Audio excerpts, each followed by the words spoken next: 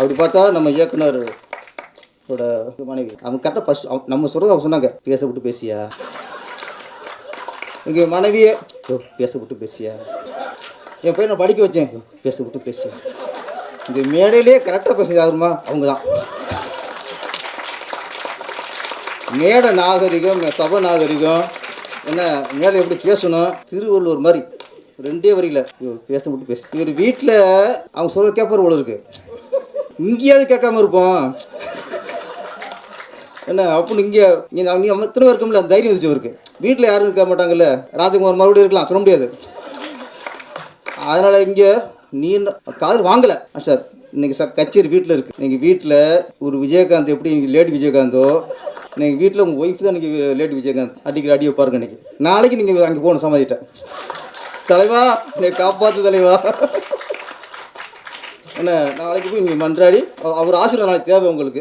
அவர் வீர தமிழச்சி நான் டைட்டில். நான் சில டைட்டில் கேட்கும்போது தான் எப்படி அத்தனை நாள் அந்த டைட்டில் விட்டு வச்சாங்கன்னு வரும். நிறைய டைட்டில் மாதிரி இது வல்லையான்ட்டு அது மாதிரி வீர தமிழச்சினோன்னா எப்படி இது விட்டு வச்சாங்க. நம்ம வந்து வீர தமிழச்சி அப்படிங்கும்போது நிறைய பாடப்பொத்து நிறைய நம்ம ஏமாத்திருக்காங்க. நம்ம தமிழ்நாட்டில் தான் நிறைய வீர தமிழ், வீரமங்கை வேலுநாச்சியார் தமிழச்சி வீரத்தமிழ். நம்ம ஆரம்ப காலத்தில் பாடப்பொத்து படிக்கும்போதெல்லாம் அப்படி வீரமங்கைனாலே ஜான்சி ராணிட்டுருவாங்க, அவங்களும் வீரமங்கை தான். ஆனால் நம்ம வேலுநாச்சியார் சொன்னதை விட அங்கே அது அதிகம் படிச்சு. ஆனால் இங்கே நிறைய இந்த காலகட்டத்துக்கு சரியான படம் இந்த வீரத்தமிழ்.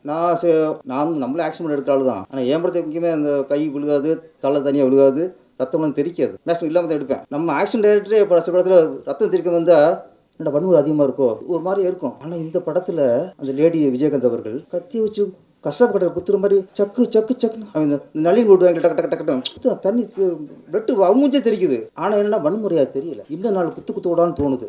ஏன்னா அந்தளவுக்கு நாடு இன்னைக்கு நாசமாக போயிடுச்சு. பாலியல் வன்கொடுமை, சிறுமியில் கற்பழிக்கிறது, மாணவியில் கல்லூரி மாணவியில் கற்பழிக்கிறது, எத்தனை நியூஸ். வீர தமிழச்சிங்கிறது அடிக்கிறதோ உதைக்கிறதோ, ஒருத்தனை அறையதோ, ஒருத்தனை செருப்பால் அடிக்கிறதோ இது இல்லை. வீர தமிழச்சி யாருன்னா அண்ணா பல்கலைக்கழகத்தில் ஒரு மாணவியை ஒரு மிருகம் சிதைச்சிருச்சு. அதை வெளியே சொன்னால் நமக்கு அசி போயிருமே, வெளியே சொன்னால் நம்ம வாழ்க்கை கெட்டு போகுமேன்னு நினைக்காம சமூகத்தில் துணிஞ்சு சொன்னா பாருங்க, அவதாங்க வீரத்தமிழச்சி.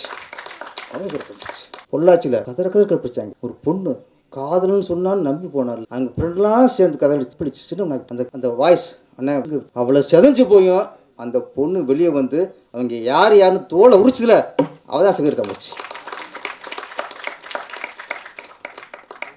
இங்கே சிலம்பு சண்டை, துப்பாக்கி சுடுறது, கராத்தே, பொண்ணு கராத்தே தெரியும், இதெல்லாம் வீரம்ங்குது உடல் இல்லை, இங்கே இருக்கணும், மனசில் இருக்கணும் வீரம்.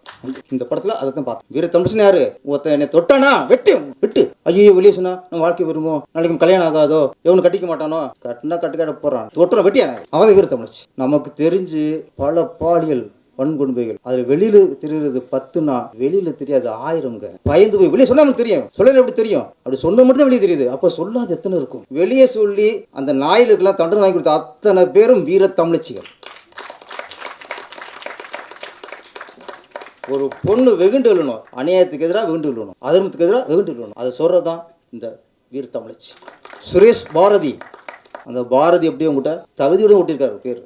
பாரதினாலே புரட்சி தான், பாரதினாலே புதுமை பெண்ணுக்குன்னு வார்த்தையை ஃபேமஸ் ஆக்குனவரே பாரதி. சொன்னார்ல தலைவர் சொன்னார்ல, பாரதி ராஜா அவர்கள் புதுமை பெண்ணு படம் எடுத்தார். அங்கே பாரதி ராஜா, அங்கே பாரதி இருந்தார், அதனால ஒரு புதுமை பெண்ணு படத்தை எடுக்க முடியும். இங்கே சுரேஷ் பாரதி, உங்கள் பேரில் பாரதி இருக்குது, அதனால் இப்படி ஒரு புதுமையான கதையை இங்கே எடுக்க முடிஞ்சு.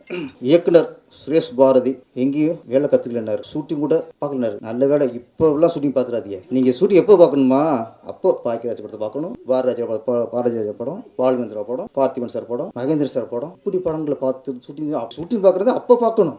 இப்போ பார்த்துடாதீங்க. கஞ்சா கடத்துறது எப்படி, கற்பழிக்கிறது எப்படி, கற்பழிக்கிறவங்க நியாயப்படுத்துவோம், நீங்கள் தப்புன்னு சொல்றீங்களா, கற்பழி 4 பொண்ணு ஏமாத்து, சந்தனம் கடத்துறது எப்படி, செம்பரம் கடத்துறது எப்படி, இது ஷூட்டிங் பார்க்க அதை மாதிரி படம் இருந்தால் ஷூட்டிங் வாங்க. நல்ல படம் எடுக்கிறதா ஷூட்டிங் பார்க்காதீங்க. உங்களுக்கு என்ன தோணுதோ, நீங்கள் விஜயகாந்த் படத்தை பாருங்கள், பழைய ரஜினி சார் படத்தை பாருங்கள்,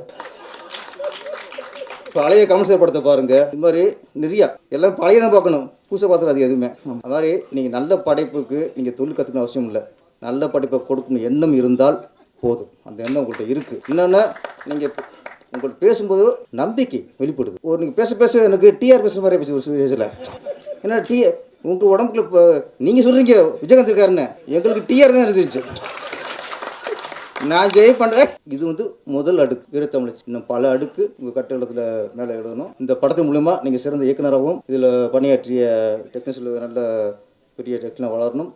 நடிகர்கள் சஞ்சீவ் சார், ஆமாம், இங்கே வீரம்ங்கிறது இன்னொன்று சொல்கிறேன் சார். ஒரு ஹீரோயின் ஊரண்டு படத்தில் இது முக்கியத்துவம் ஹீரோனுக்கு தான் தெரிஞ்சும் ஹீரோக்கு நடித்தாங்கன்னா அது ஒரு வீரம் சார். ஏன்னா அதுக்கு ஒரு மனசு வேணும். இது ஹீரோயின் சார் இதில் நம்மளுக்கு என்ன வேலை இருக்குது அப்படின்னா அதுதான் நம்ம வேலை. சமூகத்தில் நல்ல விஷயம் சொல்லும்போது நம்ம அதுக்கு சப்போர்ட் பண்ணணும். இந்த படத்தை பொறுத்த வரைக்கும் நான் சஞ்சீவ் சார் வந்து ஒரு ஹீரோவாக போல நல்ல ஒரு ஆதரவாளர், ஒரு நல்ல சப்போர்ட்டர் நான் உங்களுக்கு பார்க்குறேன். உண்மையில இந்த படத்தை நீங்கள் வந்து சப்போர்ட் பண்ணது ரொம்ப நன்றி சார்.